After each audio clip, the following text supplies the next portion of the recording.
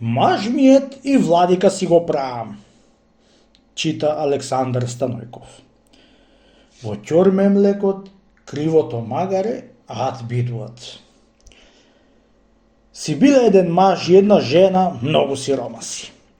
Бидејќи многу сиромаси, се созборувале да бегаат од тој град и да одат по селата за да бараат некој късмет. Море, ај бре мажу да бегаме од овој пусти град за да бараме некој късмет, му велела. Оти, еве овде късметот не ни работит.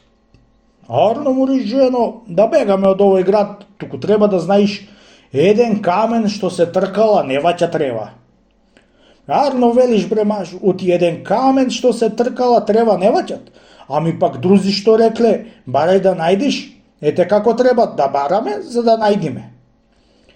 Откоја си дале тие зборови, го надзборувала жената мажо и тргнале од село на село да бараат късмет и се запреле во некое село кај што имало една убава црква. Селаните биле многу кротки души, дури како будалести.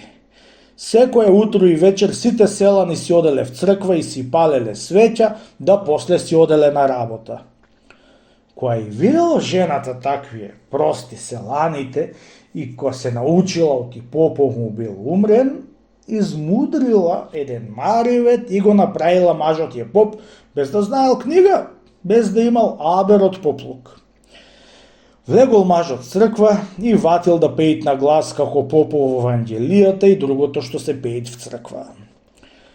Кога дошле селаните в црква се зачудиле и се израдувале оти видоа поп в црква.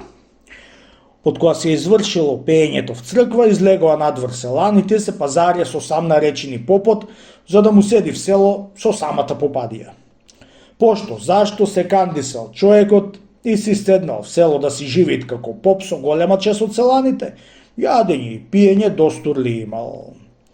Домаќине, му рекла жената на маже, виде која ти велев јас оти кој бара ќе најдит, еве како најдовме и ќе си живееме од Бога здравје.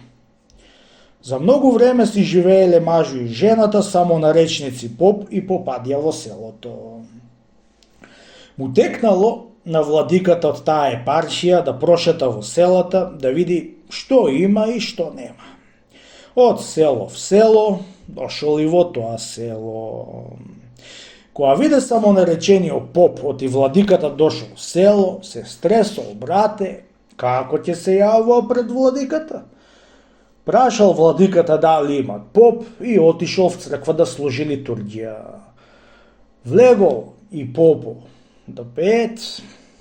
Кога чу владиката оти не знаи да пеет по црковниот пус, го викнал попо и го прашал кој го попил. Попо му кажал оти жена му го попопила. Ја викнал жената му владиката и ја прашал како можеш ти мори жено да го попопуваш мажоти? Маш ми света владико, му рекла. Го попопувам и ако сакам владика го правам.